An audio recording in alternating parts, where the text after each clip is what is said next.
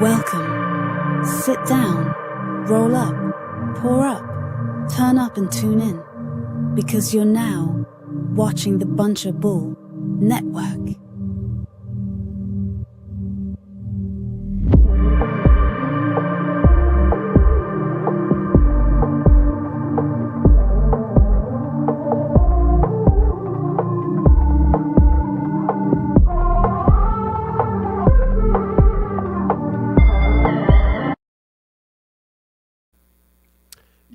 Yo, what's good, y'all? Welcome back to The World We Know. I'm your host, Greg Lamont, and get ready for some good-ass talk and conversation, because it's been a wild fucking week. We got some good shit to get into, so sit back, sip, spark up, and get ready. This is The World We Know. The topic I want to get started with is one of the most recent topics actually on my list today, and it's kind of a wild topic that not too many people are talking about.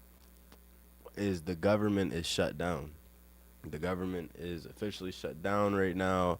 I mean, it's probably only going to last, my prediction is probably midway through next week at the latest, maybe beginning next week. But this is the first time that the government has shut down since 2018, 2019.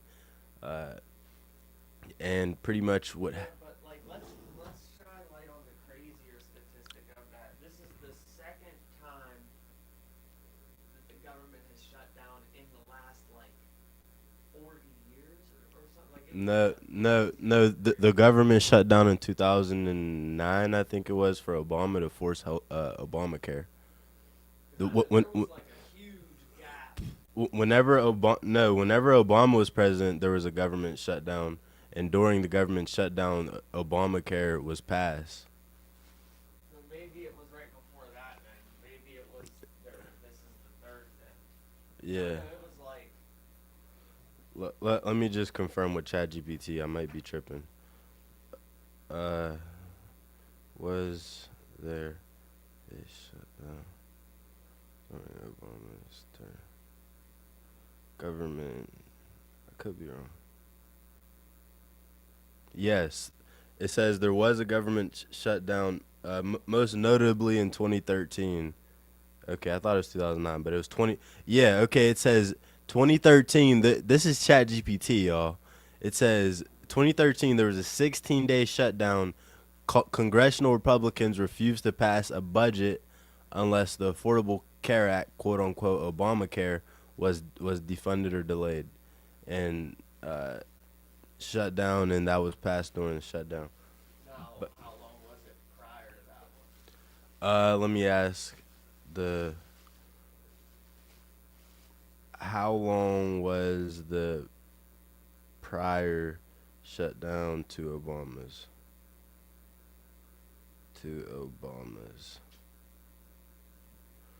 The prior one was all the way in 1995. Yeah, that's what it was like. There was like a huge gap. And it was a short one too. It was only 5 days. But, well, yeah. So Bill Clinton did it twice actually, in the same fucking year. What the hell? Am I tripping? It says he had a 5-day shutdown from November 14th to the 19th, 1995, because budget dispute with Republican-controlled Congress, and then in December 16th, a month fucking later, the government shut down again for 21 days for a continued budget standoff. So the story with this shutdown, with the White House page and everything's talking about, is that so the budget, so I think it's twice a year that there's, maybe more, maybe it's quarterly, but I thought it was twice a year, there's a vote on a budget to keep the government open, running, and shit going. And in these budget acts, they can squeeze little things in it. So apparently the dispute this time, for real? Shit, thank you. Apparently the dispute this time was free healthcare for illegal immigrants, which isn't free because we pay for it, and they refused to vote for the budget. The only Democrat who voted for it, which is also oddly enough, he may be the only Democrat in history to have this fucking stat, is John Fetterman is right now, he's more favored by the Republican Party in polling than he is by his own party. And right now, he's minus 31.2 for Democrats, and he's plus 48 for fucking Republicans. The Pennsylvania Senator, John Fetterman, goaded. He's the only one who voted for it, but the government's still shut down. I appreciate you. But, fuck yeah. I mean, apparently, Trump's claiming that this gives him an opportunity to delete. He says Democratic agencies, but I don't know. We'll see what happens whenever the government reopens. The next fucking thing that I want to get into, which blew my fucking mind this week, like whenever I seen this shit, I was like, there's no way this is AI. OpenAI, the owners of ChatGPT, who was bought by Microsoft a couple years ago for majority stake, OpenAI.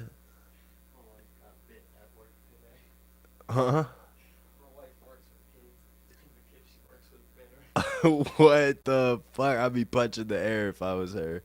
Like you.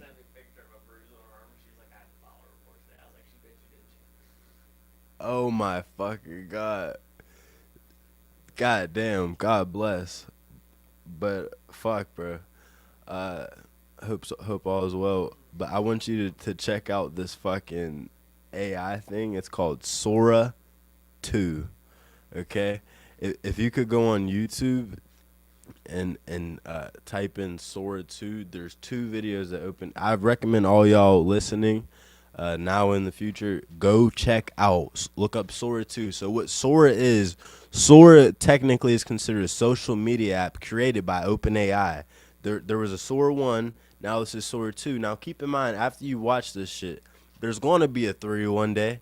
There's going to be a 4 and a 5, maybe a 6, who knows. Yeah, if you could.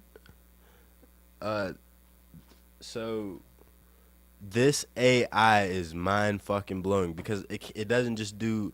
All right, yeah. So there's that. Watch the 58-second one first. It does animation. It does everything. It's by OpenAI. No, the one posted by OpenAI. Yep, the third one. Yep.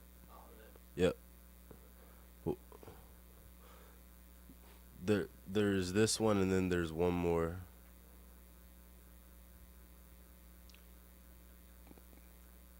Could I use that one more time, please? Thank you.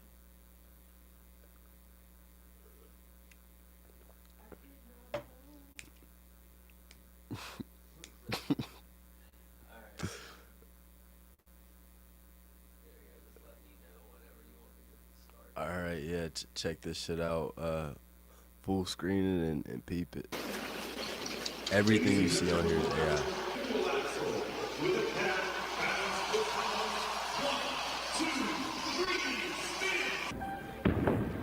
And the crazy thing is, you can pause it at.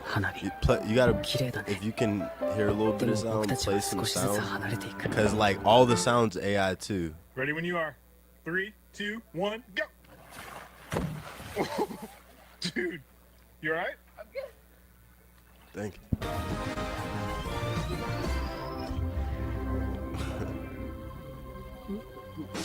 Movie films or movie producers, voice actors, all this shit's about to go out the window.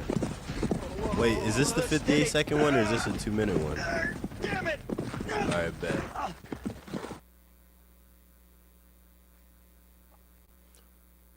Alright, now go to their channel. There's a 2-minute one they posted, and this one has the owner in it, and he turns himself into AI. Bro, there's something on here called cameo mode, where let's say you want to be in Game of Thrones or some shit, you can put yourself in there. Like, it's absolutely fucking insane, Save time bro. creating content and clone of your voice with Yeah, full screen it if you could, so you could peep it.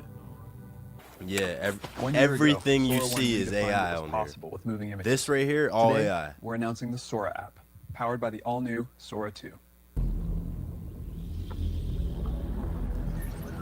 It's the most powerful imagination engine ever built. And it's packed with new features.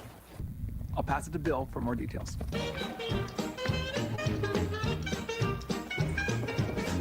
Now every video comes with sound. All sound by AI. Like, god damn.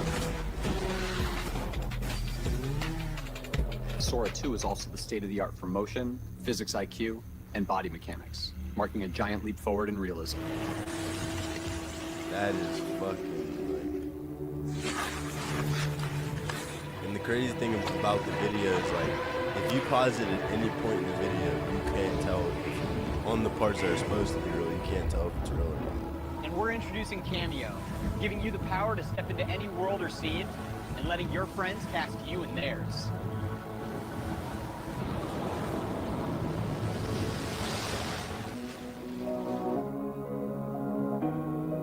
On the path to AGI, the gains aren't just about productivity. It's about creating new possibilities. It's also about creativity and joy. Very fucking 1, insane. 2, 3, 4. Claymation animations. Like,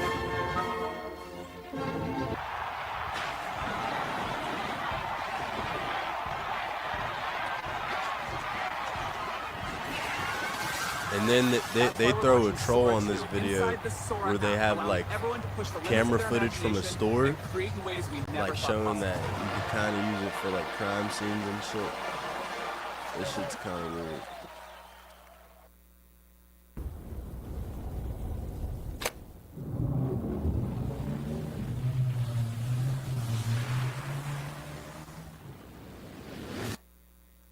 Yeah, goddamn, bro.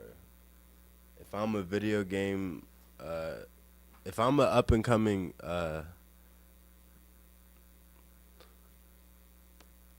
let's say I'm an up and coming video game producer or a movie producer, which I am, but I'm more focused on funding right now. The movie side. What I'm gonna do, instead of worrying about, oh, I gotta pay this voice actor, I gotta do it, bro. I'm using things like Sora. Pay like, I think ChatGPT Plus is like $200 a month or some shit. Sora. Go to Fiverr, get different workers and shit, like graphic design, logos, titles, whatever the fuck you don't think you can do. And I'm getting the shit running. But the thing is, now it's so scary because like what are you really competing with now? You're just competing with a machine. I don't know. The entertainment industry is about to get a little weird, y'all. I'm calling it right now. Entertainment industry. Make sure y'all invest your money in financial industry.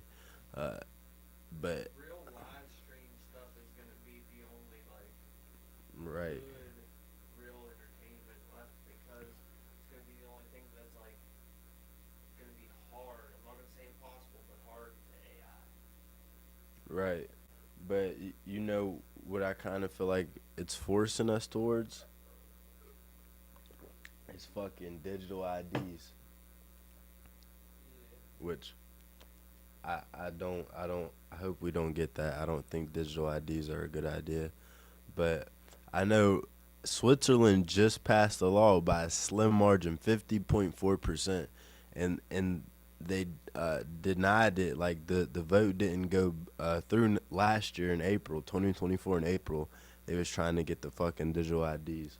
Like digital ID to me is scary because it's like no matter where you are, no matter how much privacy you want, you can never really have it because they have to keep track of you for statistics for you to be granted certain things. And the thing about that is, if you don't align with whatever is the right thing to do, then you lose social credit and things like that. And to me, that's all just fucked. That's like a shepherd and its sheep on a leash. That's some fuck shit. I think we should just go back to straight cash and gold. But yeah, that's it about the Sora 2. The next thing is there has been more on the Jake Paul Tank fight. They've done 2 face-offs since the last episode. And the first face-off, I was like convinced. I'm like, yeah, Jake got this because I think Jake's too big. He's not like a world-class level boxer unless it's like a average world-class fighter, but which is kind of like doesn't really make sense. But Tank is he's 5'4". He's 135 pounds. Jake Paul is 6'2". Like his last fight he was 227. This fight he has to be 195 max, so maybe that'll make a difference. But the first face off, Tank was like kind of skittish, it seemed, or whatever. But if you really look at it in hindsight, he was really just analyzing Jake and letting Jake do whatever he wanted. Because the second face off they did, this time, the first time Tank was wearing a coat for whatever reason, coat and boots and shit. The second one, he's in boxing mode and he flinched at Jake and Jake jumped back and Jake didn't come back neither. So it's like, okay, maybe like, cause boxing is mental chess too. So like maybe if Jake's in his head and he don't have that same confidence and shit, maybe it's gonna be a good day for Tank. If Tank knocks out Jake Paul, even though it's just Jake Paul, he becomes boxing's hero for the moment because it's like everybody's been waiting on this guy to get knocked out. Like, I've been waiting on him to get knocked out. So I get it. But if Jake Paul wins, then it's kind of like, and there's probably no chance Jake Paul knocks Tank out. If Jake Paul knocks Tank out, then that's going to be insane. But if he wins, which he would probably win by decision, it's just like, oh, he was a bigger guy, whatever. Nobody's going to respect it, which I get that. Jake Paul needs to fight Anthony Joshua. Same size and weight, except Anthony Joshua, I think, 6'4" or 6'3". And Anthony Joshua is a real world-class boxer. He just lost his belts to Anthony Dubois, but it's all right because the heavyweight division's really fucking lit right now. Like, there's a lot of shit happening. Deontay Wilder got knocked the fuck out. Like, hey, at least Anthony Joshua knocked out the guy who beat Tyson Fury and Francis Ngannou, even though they didn't give him the win. But, yeah, boxing's kind of lit right now. Boxing's becoming the sport to be. Yeah, speaking of boxing, Canelo is officially out for 1 year with the arm injury. They're not saying, like, if it's fractured or broken or whatever. Actually, let me see. Let's see. Canelo arm injury return date.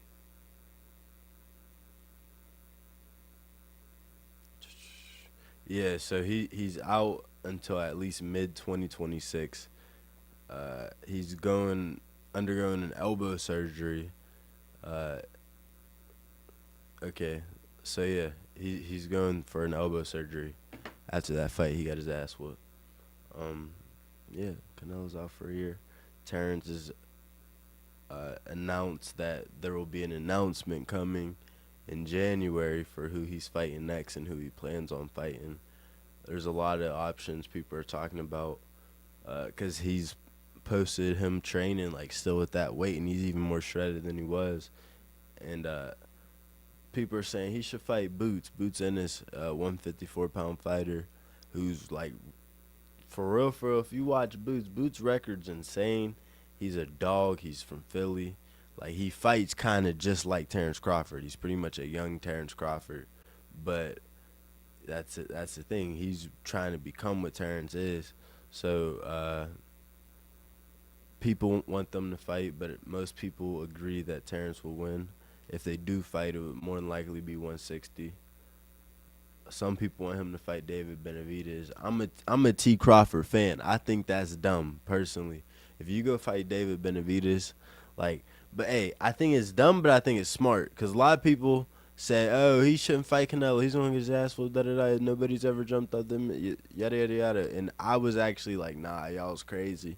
But David Benavidez, Canelo's been avoiding David Benavidez for years. And there's a reason Canelo would have got his ass whooped. David Benavidez is called the Mexican Monster, and he's really big for that weight class. Like, you probably can make it to heavyweight if you really want it. David Benavidez is, I think he's 6'2" as well. He's 6'2", 6'2" or 6'3", and he's like real fast. He's not a slow fighter. He just throws, and he's an aggressive fighter.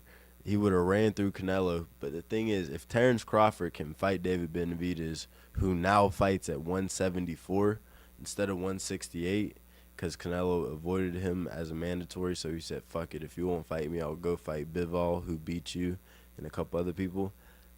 Terrence is a GOAT, there's no doubt. That's some Sugar Ray Robinson shit right there.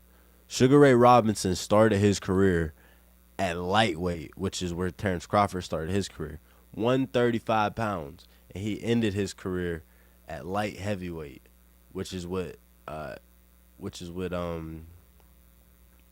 fuck David Benavidez is fighting at right now, 174. Sugar Ray Robinson went 40-0, and then he lost the fight. In that same fight, he got his get back on that fight he lost. Mind you, he fought 3 fights that month, and that was the shortest month of the year. It was in February. He lost the beginning of the month. He fought another dude like a week later, and then the next week he fought again the dude he lost, and he won. From that, he went on to win, I think it was like 89 fights, and he ended his career 129-1. Terrence Crawford is on a trajectory of kind of encapsulating that 129 in like big wins. If he can beat David Benavidez, that's insane. If he beats Boots, it's just like, okay, that's good, because I don't think there's too many other people who could beat Boots. I don't think Tank can beat Boots. I don't think I don't know about Shakur. Shakur is still lightweight. Right now, Shakur's not beating Boots. But as Shakur matures, both Boots and Shakur are young bulls. If Shakur goes up to 147 and then maybe goes up to 154, he could keep his own. He's like a Floyd. But I don't think Ryan Garcia could beat Boots. I don't even know about Canelo for real. I think Canelo could beat Boots, because Boots thought Canelo would beat Terrence. He didn't. But yeah, I recommend y'all check out that boy Boots. Check out T. Crawford too. Another crazy fight. Yo, Jesse, are you a fan of Manny Pacquiao at all? I don't have any like favorites when it comes to boxing or anything like that. Right. Well, Manny Pacquiao, he's older now, and he came back late last year, and he fought this guy who Tank fought. I forgot what the fuck his name is. Tank went up and knocked him out. But anyways, he fought him at 147, and he beat him by decision. Now he's fighting. Have you heard of Rolly Romero? Oh, you never heard of Rolly Romero?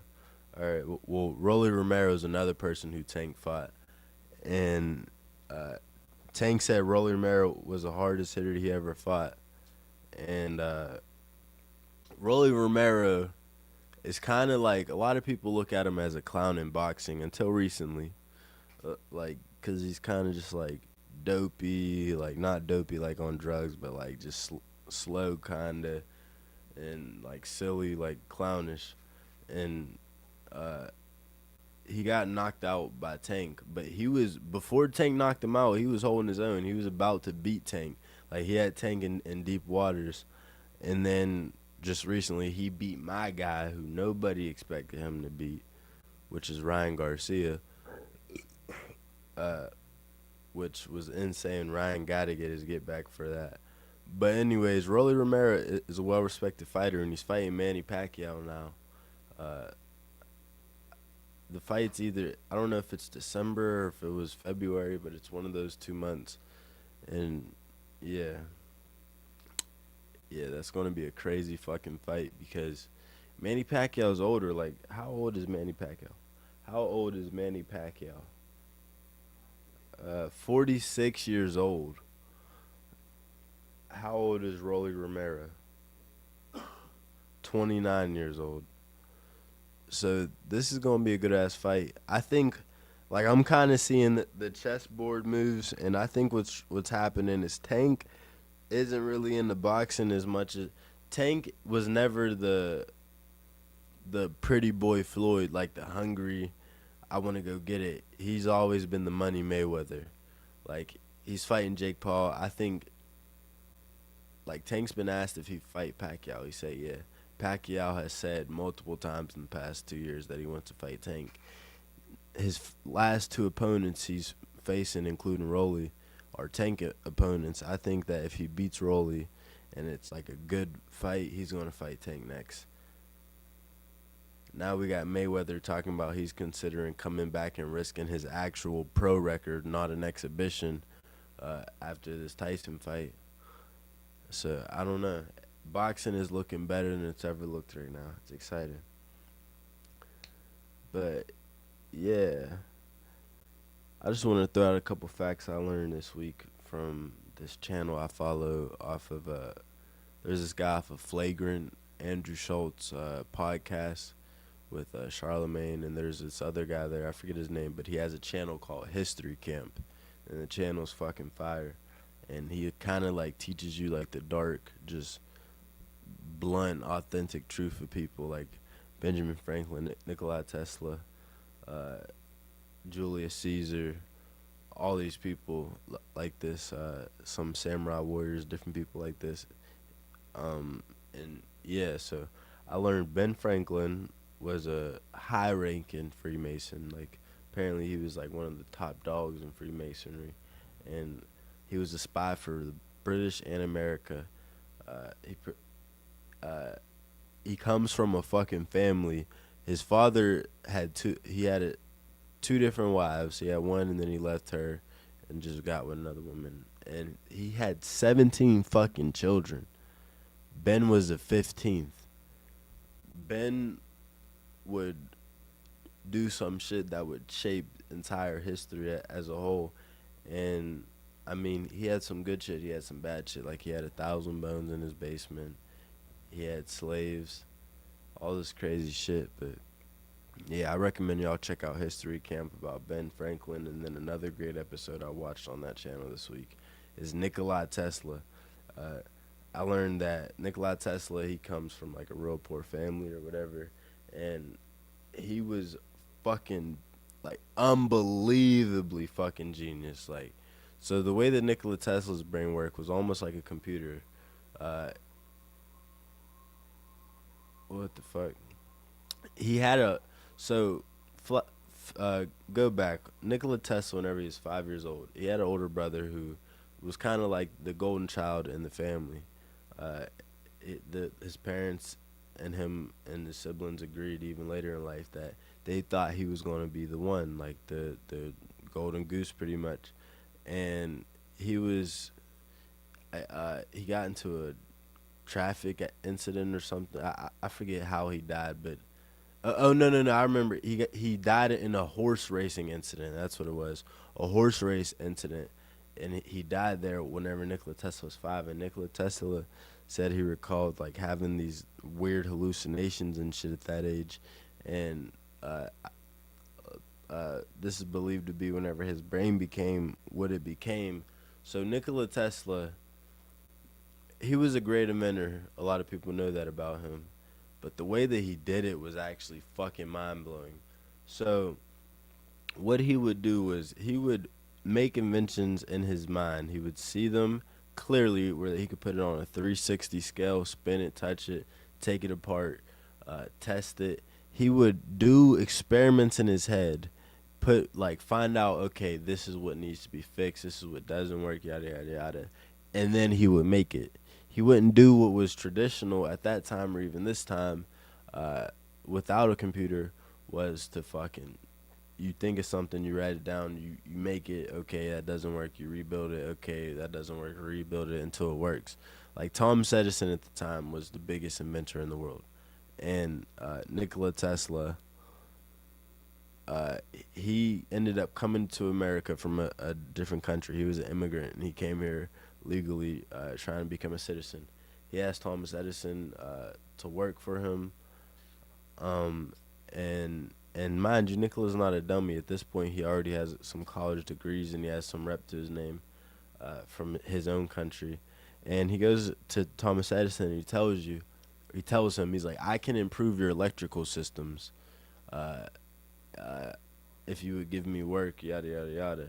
So, so Thomas Edison hires him, and because Thomas Edison, one of his philosophies that's really respectable about him is he believed that if somebody thought or knew that they were a great inventor, he wanted to give them opportunity to show it. Like, he wouldn't have an ego where he'd be like, okay, whatever, and then just move past it. He'd be like, okay, let me see what you could do. More often than not, people couldn't accomplish what they say, but the ones who did, he would actually give them opportunity. So he told Nikola Tesla, all right, Nikola Tesla improved the electrical systems, and then, he improved this slightly, and Thomas, he was convinced. He was like, all right, sure. They worked together for some weeks. Thomas Edison's mind was blown because he never seen Nikola like write shit down or like do shit. He would just go off in the corner for a minute, come back. So here's what he did. He offered Nikola Tesla a project. He said, I need you to completely to fix every imperfection we have on this. I think it was still the electrical grid thing because they were using DC current at the time. AC wasn't invented. And Nikola Tesla, he promised him $50,000, which in today's money at that time would be 1.4 million, 1.5 million. And Nikola Tesla, he said, okay. He went off for a few months. He said that he worked 18-hour days for weeks at a time. And he came back, he did it, he showed it to Tesla, and Tesla's mind was blown because he had teams of engineers. Like, it wasn't just him, he had teams of engineers who were working to fix these things, and they never did it. Tesla gave it to him. He said, okay, where's my money? Thomas Edison says, oh, you don't understand our American humor. Never paid him. Nikola Tesla quit, and I'm getting somewhere with this. He goes on to work a regular labor job. He's older at this point. He goes on, I believe it was shoveling gravel or some shit like that. And he gets found by, I think it's called Weston Church House or some shit. Weston Housing or something like that. It's still a company today. And they take him on. And Nikola Tesla, his whole life, he believed in something called alternating current, which didn't exist at the time. He invents the alternating current and has one of the greatest business wars of all time. He invents alternating current because he gets investment in him. It's one of the greatest business wars of all time. Thomas Edison would go out in public using the AC current, and he would kill animals. He would kill frogs, rabbits. He even killed an elephant with the fucking electric AC current to say, oh, this is dangerous, and have people associated with death. It would be in newspapers, and so the electric chair was being passed during the time of their war, and they were trying to decide if they would do AC or DC. And Thomas Edison was pushing them hard to do AC so that he could market it as how dangerous it is. And it ended up happening, and it looked bad or whatever, but here's where Nikola Tesla held his own.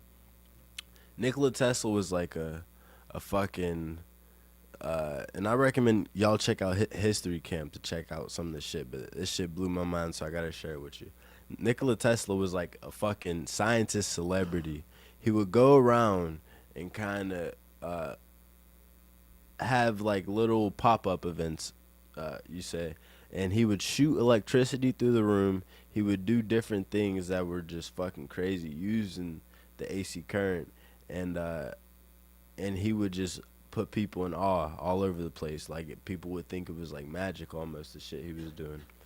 Well, where it all went downhill and where people started seeing him as a crazy guy was Westinghouse. It's loan, the people who it was getting loans from told them, we can no longer work with you unless you get rid of Nikola Tesla. and otherwise it was pretty much this: you have one or two options, because the company was kind of going into debt because of its spending habits as well. He was like, you have one or two options: you go bankrupt, or you could get rid of Nikola Tesla. And Weston, whatever his fucking name was, he went to Tesla. He was distraught, but he went to Tesla, and he said, "I'm sorry. This is what they told me. I don't really have much of a choice." And Tesla, with no ego at all, went and grabbed the contract that they had. That in today's money, that contract is believed to have been about $300 million. I forget what the amount was like then, but if you watch History Camp, it's all on there. But he went up, he walked to him, and he just ripped it up, and he said, "It's all right, I get it." And he was broke the rest of his life. But he did some really, I mean, his money faded off, and then he was broke, but he did some really fucking interesting shit. Invented the death ray, which is direct energy weapons or something like that. That's what that is. He invented, there was a thing called an earthquake machine. He was working on multiple different things, and a lot of people know about his project where J.P. Morgan, where he had this Tesla tower he made, and he was trying to give us all free energy where you wouldn't need a plug anywhere. He already achieved at the time lighting up light bulbs 25 miles away with using the shit, but he believed that you could get electricity from the earth, which is what we used to do like hundreds of years ago. But he believed you could get free electricity from the earth, and was planning on doing that. But J.P. Morgan said, "How can I meter this? Like, how can I sell this?" And J.P. Morgan's way of wealth was, which is respectful, because this is a great thing to do as a businessman, he would just go in and buy up industries and conquer industries. Like, he wanted the top shit in the industry. So if Nikola Tesla does this, he destroys a whole entire industry. So yeah, Nikola Tesla died. He died on the same street as Donald Trump's uncle and this other guy who wrote a book the same year he died. Same time he died, he wrote this series called Little Baron Trump, The Last President, and something else, Adventures of Baron Trump or something else, which I don't know. It's all weird shit, but that's as far as the Tesla rabbit hole I'm gonna go. Y'all look into fucking History Camp. That shit is insane. But yeah, I want to touch base on two things that I've done recently, and one of them I'm in the middle of right now. So a week ago, for the second time this year, I did a fruit fast. But I did just a 3-day fruit fast this time. Last time was in April, or so it was in May. I did a 7-day fruit fast, which was ass. But 3-day fruit fast, like everybody says, everybody who likes fruit says, yeah, I love fruit, I could eat fruit, yada, yada, yada. That's what you think whenever you just eat fruit randomly. But whenever you're only eating fruit, like, and no nuts or meat or anything else, like just fruit, no veggies, like, it gets fucking intense. Like, everything looks fucking good. So what me and my girl did, we did the fruit fast, we did 2 days off, and now we're in the middle of the carnivore diet, which me personally, I've done at least 5 different diets in my life, like from vegetarian, vegan, fruit, fucking pescatarian, keto, now carnivore. Carnivore is my favorite, hands fucking down. And whenever you hear carnivore, you think, oh, I just gotta eat a steak and like this and that. No, we made fucking carnivore bread last night, and it's so fucking good. All you gotta do is just look into it for a little bit, and it's to reduce inflammation. Like the main things that it does to reduce inflammation, autoimmune diseases, and it works. Like my dad's assistant, she told me whenever she found out that I was starting it, she was like, oh, you're doing the carnivore diet? And she's an older lady, like 50s maybe. She's like, oh, you're doing the carnivore diet? I'm like, yeah. She's like, one of my friends did that for glaucoma, and it worked. It healed their glaucoma. I was like, wow, because I hear shit about it online. Like, you see shit like Jordan B. Peterson's daughter had severe arthritis, like insane arthritis, not just regular arthritis, like surgeries, like all types of shit for it, and it healed it up. Jordan B. Peterson claimed to help with his depression or whatever, and there's a lot of different shit with it, but I just want to see for myself how it is, and I'll say right now, the energy level is good, the food's fucking great, it fills you up, like the fruit fast, you eat a meal, you're like, fuck, I'm fucking starving. Like you're hungry hours later, but the fucking carnivore diet, you eat something, you're like, yeah, I'm good for some hours for real. Like, yeah, if you give me something a little bit from now, I'll eat it, but like at work, if you don't pack no lunch, just get a fucking rotisserie chicken, you'll be straight for real. But I definitely think it's good. My shorty said that it's balanced. It's been balancing out her hormones and shit. So I recommend anybody try out different challenges for yourself, because you'll see how you react to different things, and I just think it's a fun way to live and just adventure into new parts of yourself that you don't know. Plus, I believe that anything that you don't control that's in your everyday life controls you. So, like before the fruit fast, I did a week of no smoking. Me and my girl both. 1 full week, no smoking at all. So yeah, I definitely recommend try out different things like that.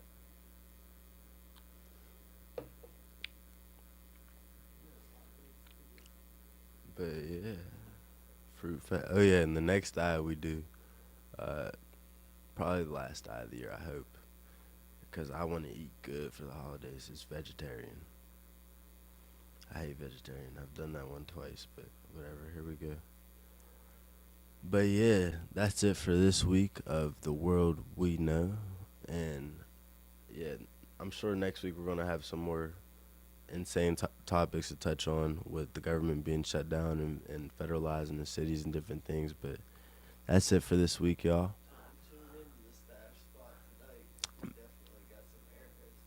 Oh yeah, tap in the stash spots tonight at 6 p.m. We got some airheads coming. The shit looks fucking fire, fucking decadent. Yeah, make sure y'all tap in, show love, and roll up. Start rolling up while you're watching YouTube. What's wrong with you? Roll up. Whether you're watching on YouTube, Kick, whatever. But yeah, be there, stash spots. And then tomorrow, Marley's having a music review at 8 p.m. Marley's State of Mind. Catch us on Bunchable Studios. You can find us on any platform, Kick, YouTube, Twitch, wherever. Be there. I appreciate y'all tapping into The World We Know. I'm Greg Lamont.